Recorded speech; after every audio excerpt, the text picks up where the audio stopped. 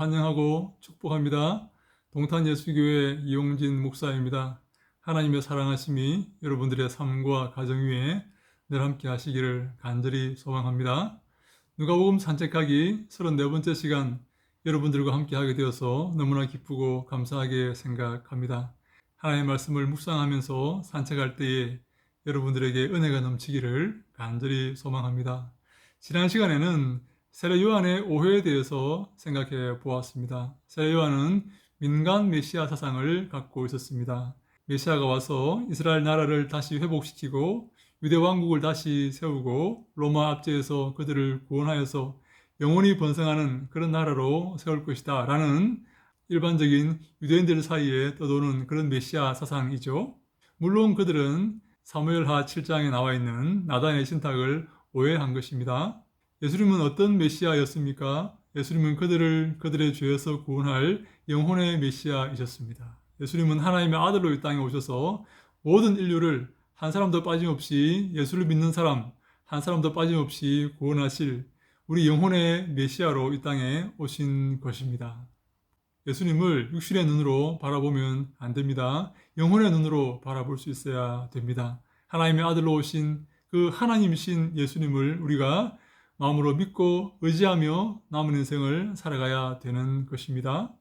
예수님을 육신의 눈으로 보는 것과 영혼의 눈으로 보는 것 사이의 싸움은 사실 오늘도 진행되고 있습니다. 많은 사람이 예수님을 육신의 눈으로 판단하고 인류의 스승으로 혁명자로 이렇게 생각을 하고 있습니다. 이 땅을 변화시키고 조금 더 잘 사는 그런 사회로 만들어줄 그런 변혁자로 생각을 하는 것이죠. 그러나 예수님은 그렇지 않습니다. 예수님은 하나님의 아들이시요 하나님으로 이 땅에 오셨습니다. 그래서 모든 인류를 그들의 죄에서 구원하여서 영원한 나라로 인도하실 그런 하나님이 예비하신 메시아이시고 하나님의 아들이십니다.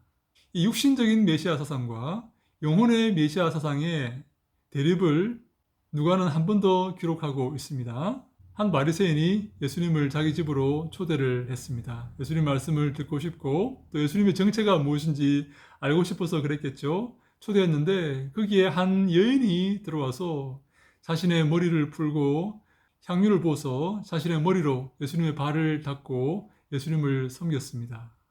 누가복음 7장 37절로 38절에 이렇게 나와 있습니다. 그 동네에 죄를 지은 한 여자가 있어 예수께서 바리새인의 집에 앉아 계심을 알고 향유 담은 옥합을 가지고 와서 예수의 뒤로 그 발 곁에 서서 울며 눈물로 그 발을 적시고 자기 머리털로 닦고 그 발에 입 맞추고 향유를 부으니라고 합니다. 그랬더니 그것을 보고 있던 바리새인이 이렇게 말을 합니다. 39절에 예수를 청한 바리새인이 그것을 보고 마음에 이르되 이 사람이 만일 선지자라면 자기를 만지는 이 여자가 누구며 어떠한 자 곧 죄인인 줄을 알았으리라 하거늘. 다시 말해서 이 바리새인은 죄인과 함께 할 수는 없다라는 그런 태도를 보인 것이죠. 이 바리새인의 생각은 예수님을 그들의 민간 메시아 사상, 예수님을 그들의 육신적 메시아로 보고 있었던 것입니다. 예수님은 이 여인을 구원할, 그 죄에서 구원할 영혼의 메시아로 오셨는데 아직까지 많은 사람들은 예수님을 육신의 메시아로 보고 있는 것이죠.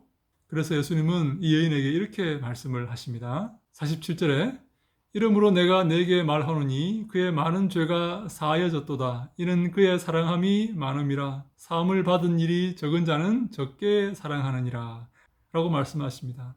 이 여인의 많은 죄가 용서함 받았다라는 말씀입니다. 지금 메시아로 오신 예수님께서 이 죄 많은 여인의 죄를 용서하신 것입니다. 예수님은 인류의 죄를 용서하시기 위해서 오신 영혼의 하나님이십니다. 영혼의 메시아이십니다. 그래서 사람들의 죄를 용서하는데 관심이 가장 많으십니다.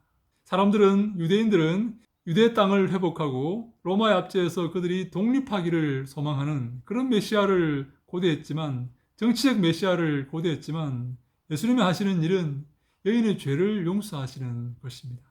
그들의 영혼을 구원하시는 것입니다. 그래서 48절에 이렇게 말씀하십니다. 이 여자에게 이르시되 내 죄 사함을 받았느니라. 그리고 내 믿음이 너를 구원하였으니 평안히 가라라고 말씀하십니다. 영혼의 구원, 예수님의 관심은 영혼의 구원에 있는 것입니다. 이 땅의 형편과 이 땅의 사정에 예수님의 관심이 있는 게 아니라 우리 영혼의 상태와 영혼의 구원, 우리의 영생의 문제에 대해서 예수님은 관심을 갖고 계시는 것이지요. 사랑하는 여러분, 우리의 관심은 어디 있습니까? 이 땅에 잘 사는 것과 이 땅의 독립과 이 땅의 평등과 이 땅의 평화에 관심이 있습니까? 아니면 영혼의 구원과 영생과 하나님 나라에 관심이 있습니까? 사도 바울은 우리가 위의 것을 구하고 위의 것을 찾아야 한다고 권고합니다. 예수님은 우리를 하나님의 나라로 인도하시기 위해서 영생을 주시기 위해서 오신 영혼의 메시아이십니다. 우리가 그것을 기억하고 남은 인생 영혼의 문제에 관심을 쏟고 영혼의 건강과 영생의 문제에 초점을 맞추어서 남은 인생을 살아가야 될 줄로 믿습니다. 세례 요한처럼 이 바리새인처럼 잘못된 메시아관을 가지고 이 땅의 문제에 관심을 가지다가 이 땅과 함께 망하는 것이 아니라 주님 의지하고 주님 바라보고 예수님께서 보이신 그 모습, 영혼을 사랑하시고 그들을 죄에서 구원하시는 그 구원의 사역에 관심을 가지고 우리도 그 사역에 동참해야 될 줄로 믿습니다.